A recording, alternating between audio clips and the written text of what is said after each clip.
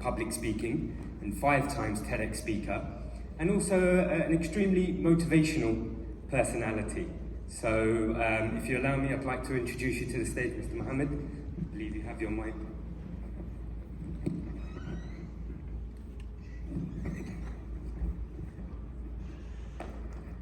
Ladies and gentlemen, good afternoon. Can you all hear me?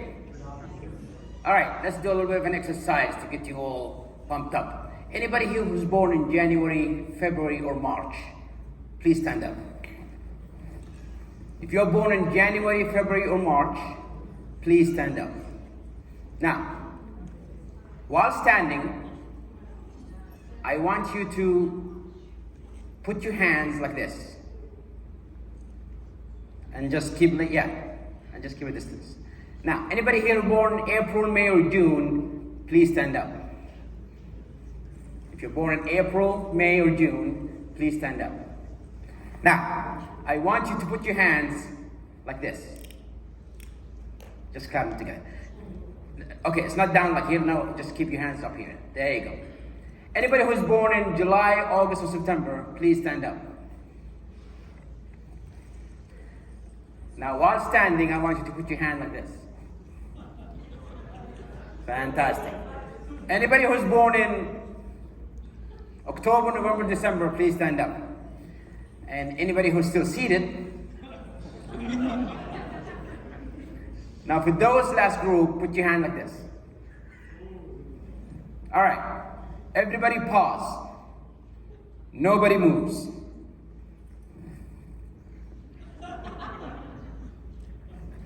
Now, ladies and gentlemen, when I post this photo, I can claim that you guys gave me a standing ovation. So thank you very much. Please have a seat, everybody. My fellow beautiful audience, let me ask you this question. What is your earliest memory? What is the first thing that you remember? Now, for some of you, when you travel back in memory lane, you might remember something when you were, 3 or 4 years old, and it's like a vivid dream. My first ever memory, I was 7 years old, 1st grade. I'm sitting in the front of the class. A teacher walks in, placed the Quran in front of me, and asked me to read. And when I started reading, I stuttered. I couldn't say the word. And all of a sudden, he just slapped me across the face. What's wrong with you, boy? Read again. And he slapped me again. Are you stupid or something? I said, read again. And with tears rolling down my face, I tried again and I still stuttered, and he stopped me. You know what? Stop. I guess there is no hope out of you. He let some other student read. There is no hope out of you. That single sentence broke me. And I completely believed it. Now keep in mind, this was a long time ago. I know you cannot tell by looking at me, but I am pretty old. But it was a long time ago. Time when stuttering was not something known. And the teacher didn't, he thought, why is this student making fun of me or something? That's what he thought. And when he said there is no hope out of you, I truly believed that statement. And I had 2 options. Option number 1, I have a problem. I have an issue. Maybe I can power through it. Maybe I can learn how to fight it. And maybe I can overcome. Or option 2, the easy option. I can keep my mouth shut. Don't say anything. And nothing will happen to me. And unfortunately, ladies and gentlemen, I took the easy option. And you will have that in your life too. There will be a lot of crossroads when you have a difficult choice and an easy choice. And I'm here to tell you, the easy choice is not always the right choice. You know, we are in this conference and discussing advancements in technology when it comes to education. Now, the easy choice is, why should we? Let's just stick to the blackboard and the chalk and, do it the way that we used to do. or we can embark on the new change. Scary? Sometimes yes. But always a difficult choice is the best choice to go. So I chose the easy choice. I kept my mouth shut, I went to the back of the class, and I sat there. And I asked my dad to tell all the teachers to never ask me any questions in class, because, I'm special, I cannot speak. Throughout my entire childhood, all the way until the last year of high school, that was my life. I couldn't speak to anybody. Every day I go to school, I come home, lock myself in my room. Do you have childhood friends, ladies and gentlemen? I never had any. I couldn't even speak to my brothers and sisters. And because I spent most of my time by myself, I spent a lot of time reading. So I was really good in school.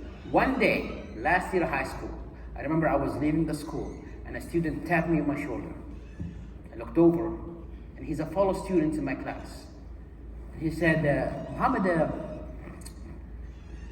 you're really good with school and everything, but I don't remember I ever heard you speak. And I remember I took a piece of paper and I wrote, I can't speak. He said, if you really cannot speak, you'll be in special schools, but since you're here with us, that means you can't speak. Your problem is that you're afraid. However, if you want, I can help you overcome this problem. Do you want the solution? He said, in order for you to overcome any kind of fear, you need to face the ultimate form of that fear. I said, what does that mean? He said, tomorrow morning, go to the principal and tell him that you want to read the morning announcements in front of the entire school. And I promise you, this will be your cure. And ladies and gentlemen, when you're desperate, so desperate, and somebody gives you an idea, somebody throws you a lifeline, even if the idea doesn't make sense, because you're desperate, you'll do it. You always hear of people who are educated couples who cannot have children, and they end up going to doing some black magic or whatever. Why? Because they're desperate. And I was desperate at the time. The next morning, I went to the school principal. I said, I would like to read the morning announcement. He gave it to me. I stood in front of 400 students. And in my mind, I thought, as soon as my mouth opened, all problem will go away. Because he told me, right? And I started speaking again. And I stuttered again.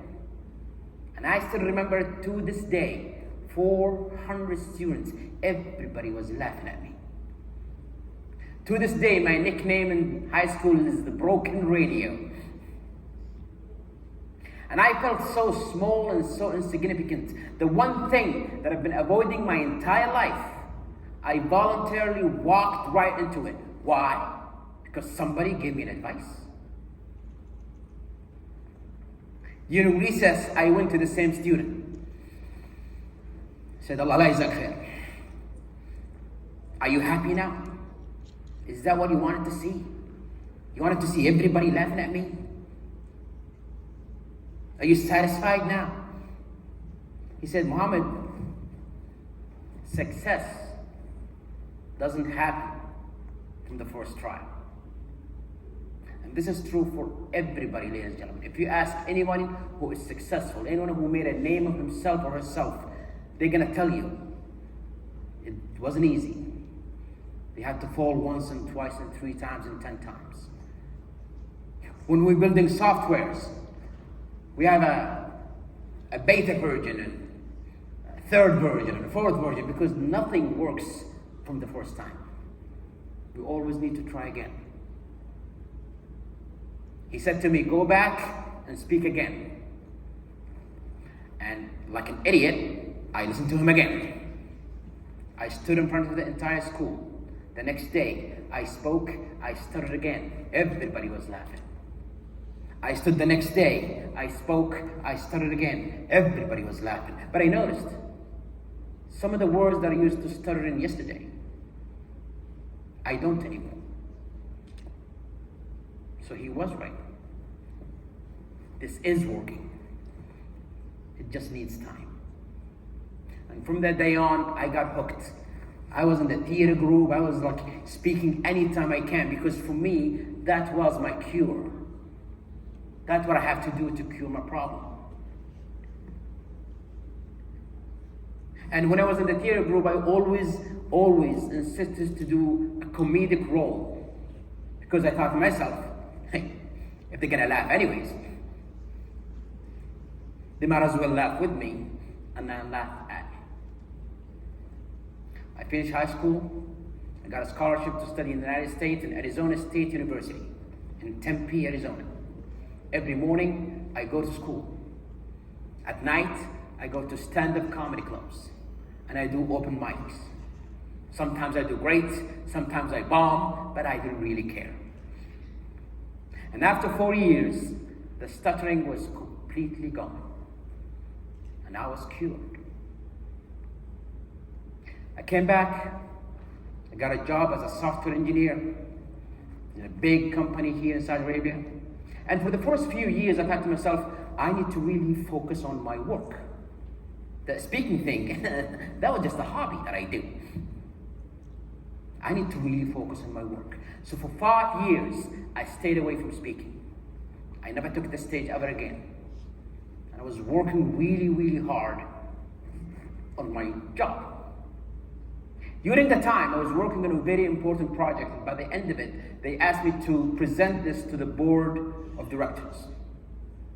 And in my mind, I thought, presentation? That's easy. I've been on stage before. It should be a walk in the park.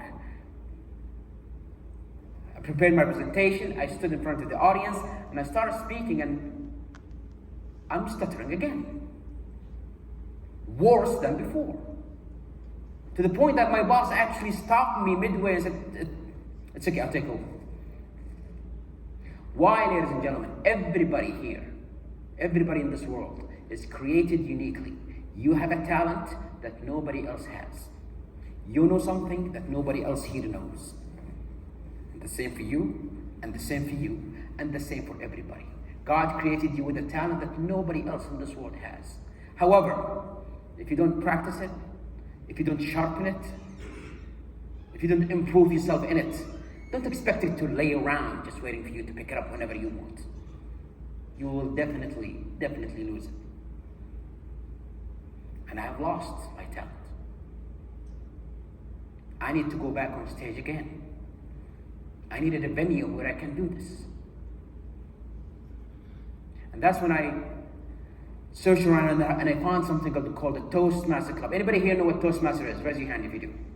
Now, it's a non-profit organization where you go to a club meeting every week or every other week and stand in front of club members and speak. So that's exactly what I needed. I needed a venue where I can speak on a regular basis. So I joined the club and I started speaking again.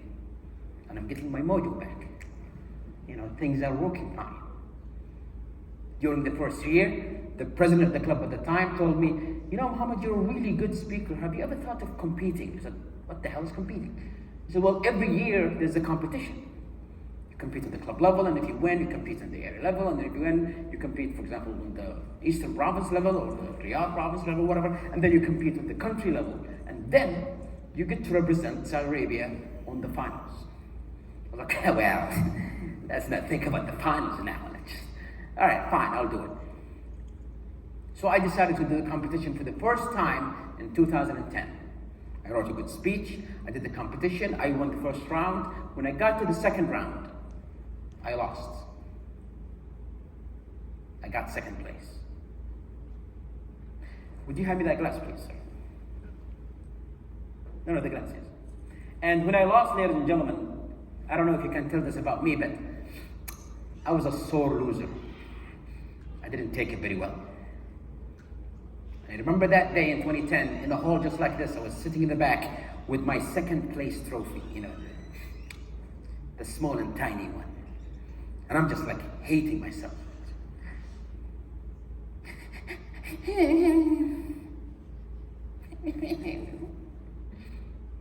And my club president at the time came to me congratulating me. He said, "You did a really good job. The speech was great. Everybody loved it." And I said, yeah, who cares?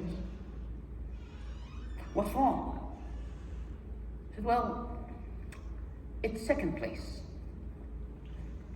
So, dude, it's second place. Look at this. I mean, look how tiny this thing is. I can't put this on my desk. It's just embarrassing.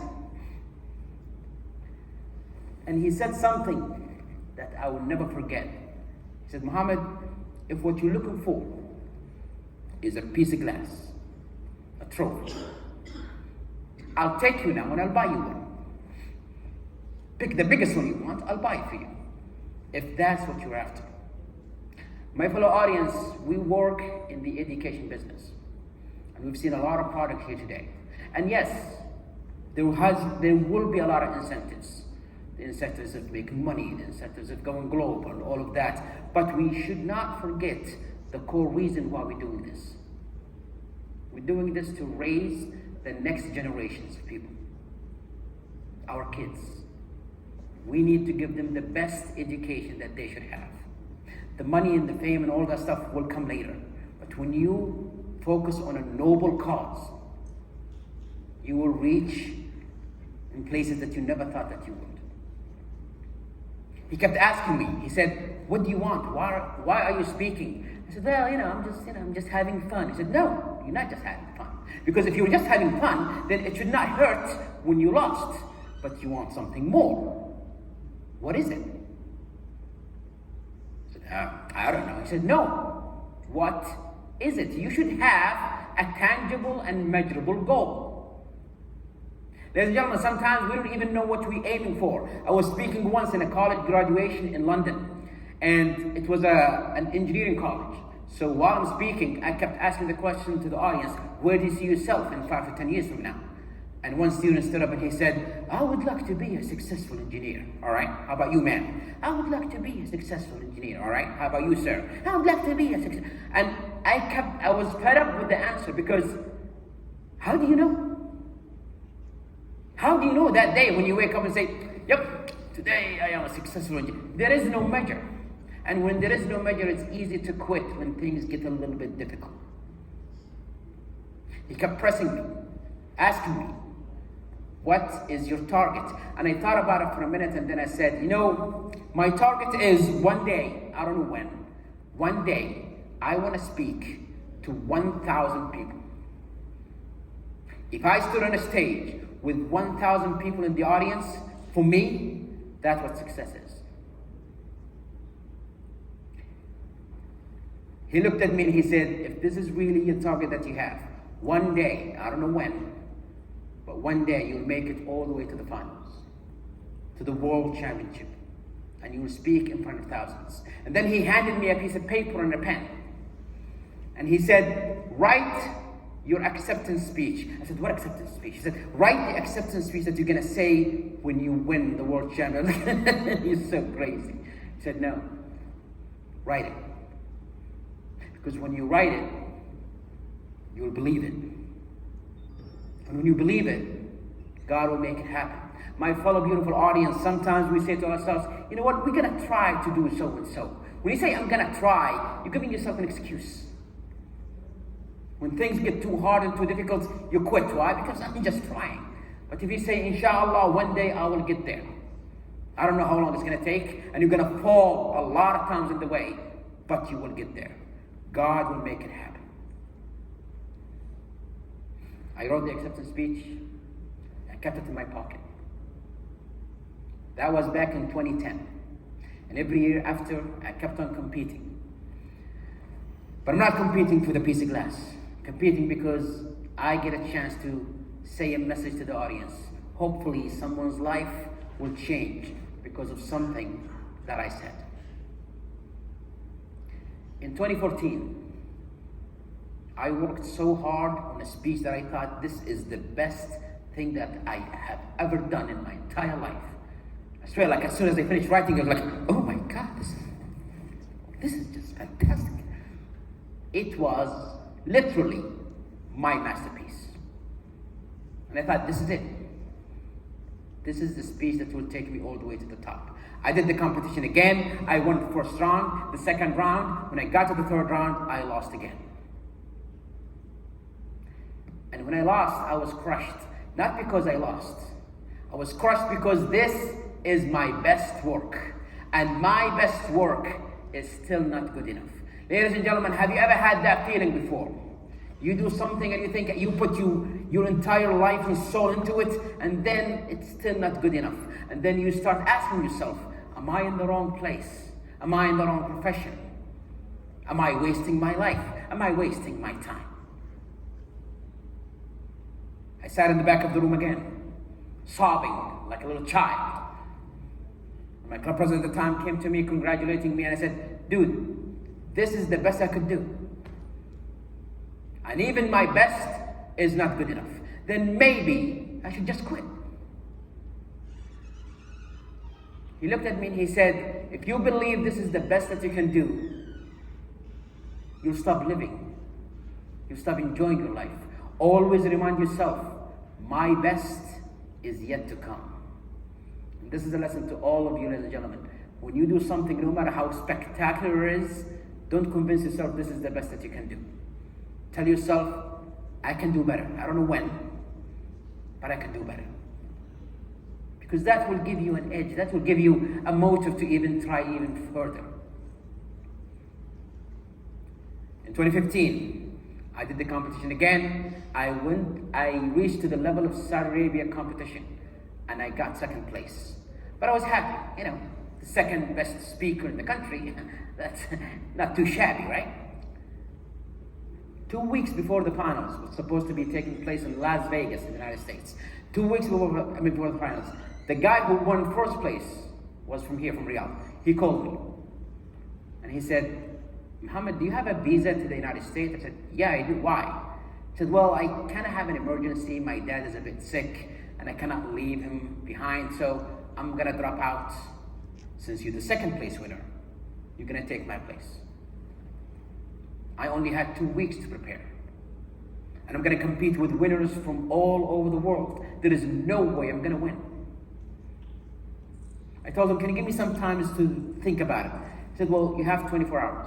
All right.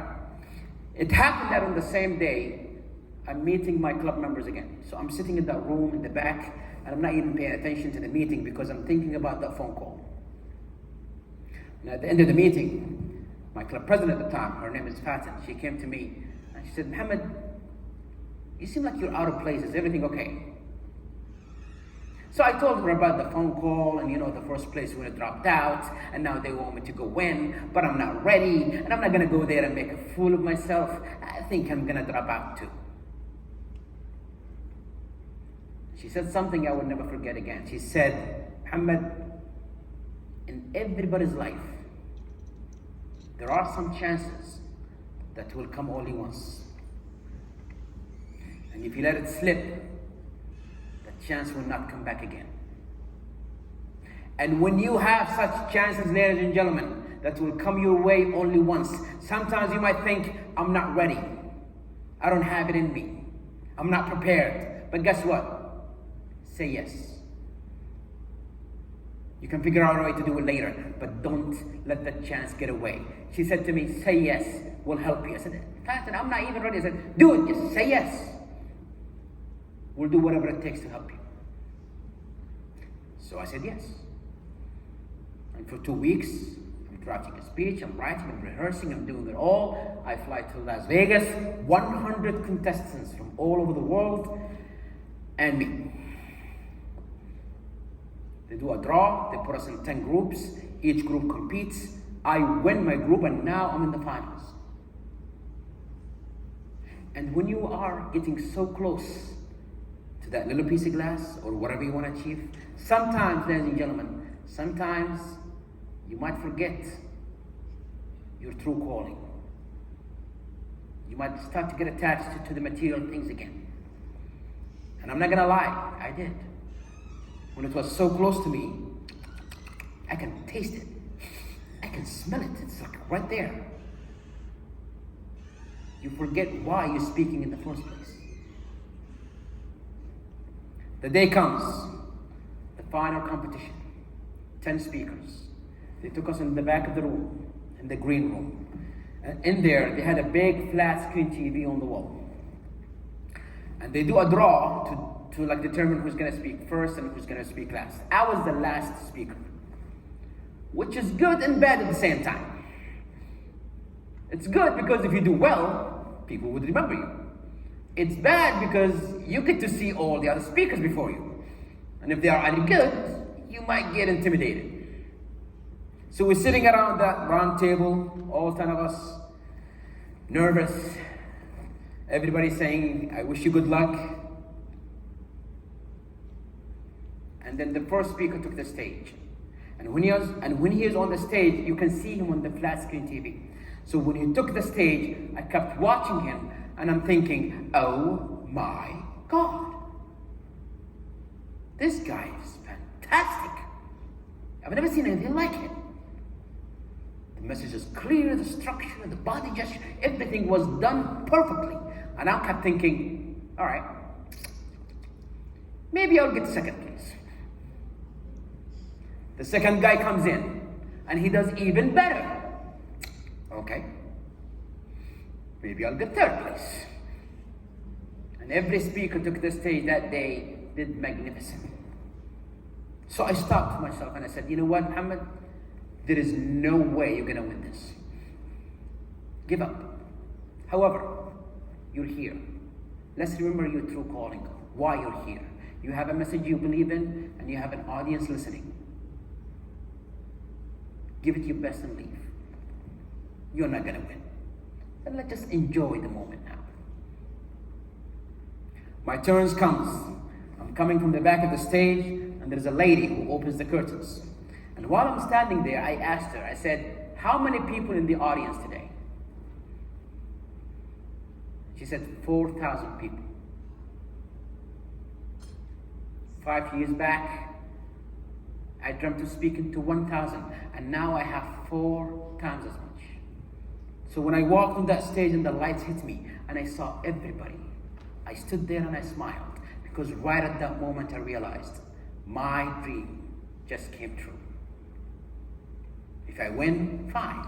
If not, I really don't care. I spoke, I gave it all my heart, I finished, and everybody's applauding. I came down. They started announcing the winners. All of us 10 were lined up on the first row, and everybody's just nervous and praying. Except me. I'm playing Candy Crush on my phone. Because I'm not gonna win, right? Third place winner, second place winner, and now the world champion public speaking, 2015, Muhammad Al-Qahtan. And when they said my name, I didn't even hear the guy because I was busy, right? Until the guy behind me punched me in my back. He said, dude, go, it's you. What, excuse me? It's you.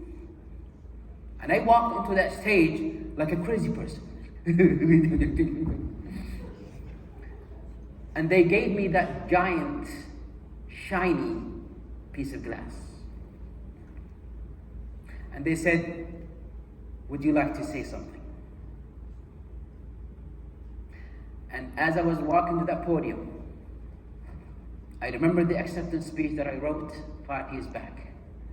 And I stood there and I delivered the exact same speech. I said, ladies and gentlemen, as a child, I stuttered my entire life. I couldn't even speak. If you ask anybody who knew me when I was a kid that one day I'll be here, they're gonna say, no way, it's impossible.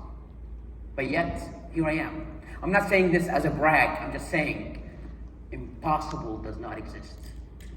Ladies and gentlemen, impossible does not exist. Sometimes we think nobody believes in me. Ask yourself first, did you believe in yourself first in order for others to believe in you? Nothing in this world is impossible. The other day I was watching a YouTube video of a guy who had no arms, but he loved swimming. And he developed his own technique of just moving his body in the water. He was able to swim with no arms. What is your excuse? Impossible doesn't exist. I finished, they took me in the back. And as soon as I walked in the back, there were newspapers and TV channels and cameras all over me, and everybody just taking pictures of me. And I got scared.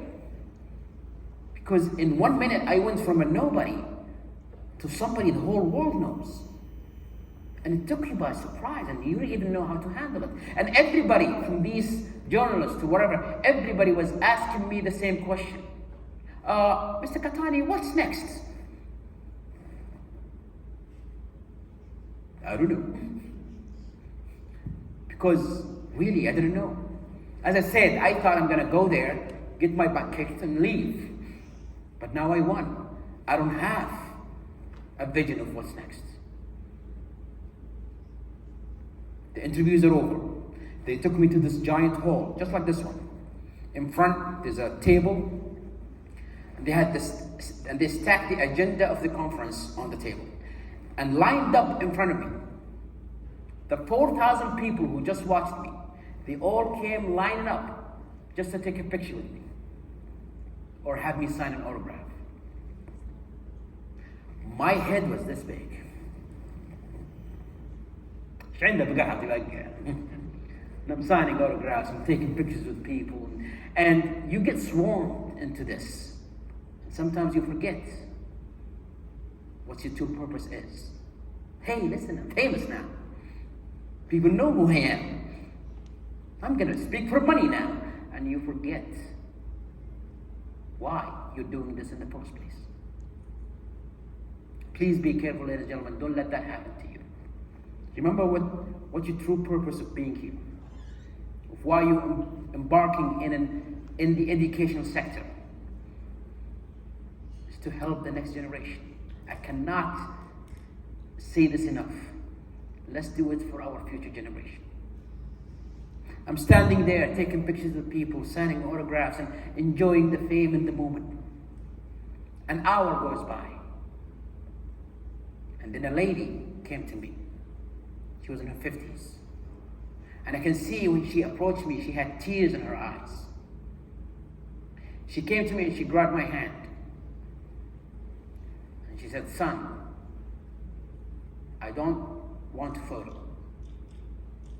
I don't want an autograph. I stood in this line for an hour just to tell you this. What you said up there will make me a better person. I'll be a better person just because of something that you said. I just wanted to come here and say thank you." And then she vanished into the crowd. And I know, ladies and gentlemen, what I'm about to say might sound a bit too hard to believe. But right at that moment, all of this stuff meant nothing for me. The trophy, the title, the fame, all of it will go away.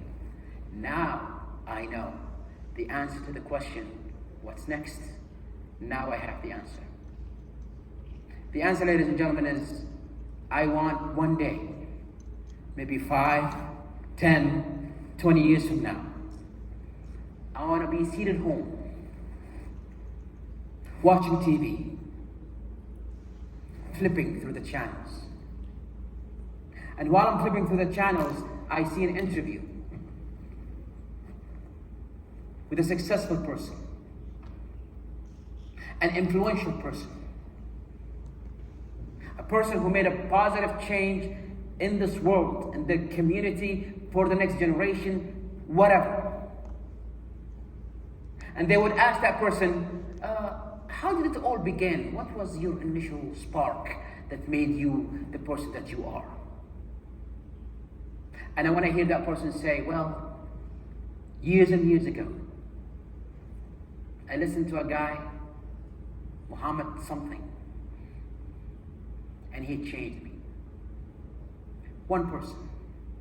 If you can change the life of one person, and that person changed the life of the other, and that person changed the life of so many others, then you are leaving this world a much better place just by doing something that might be even too simple. In fact, you might not even realize it. In 2017, I flew to Abha because that's where I'm from. So I flew to Abha to meet my parents. And I'm spending a few days with my parents, and one day I was at a gas station and I'm filling my car with gas, and as I look over, I see a man walking on a cane, an old man. I looked closer.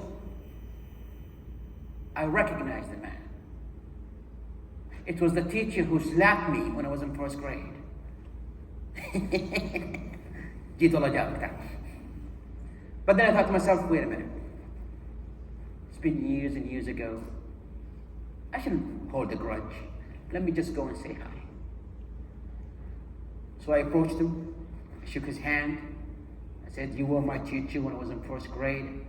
And he said he watched me on YouTube and he's so proud of me. I said, no, thank you. I just want to tell you that I forgive you. And he said, for what, son? And I said, you remember in first grade you slapped me and you said there is no hope out of me? And he looked at me and he said, sorry, son, I don't remember. The very next year, I'm speaking in Jeddah. Huge conference. After I'm done speaking, I go off the stage, people come to me to shake my hands, take pictures, whatever, and I see through the crowd a man. I look closer. I recognized him. It was the student who gave me the advice to stand in front of the audience. I couldn't believe it. I hadn't seen him since high school. I rushed him and I hugged him so tight and I said, I want to thank you. Thank you for saving my life. And he said, what are you talking about? He said, you remember in high school when you told me to stand in front of the crowd and speak? And he said,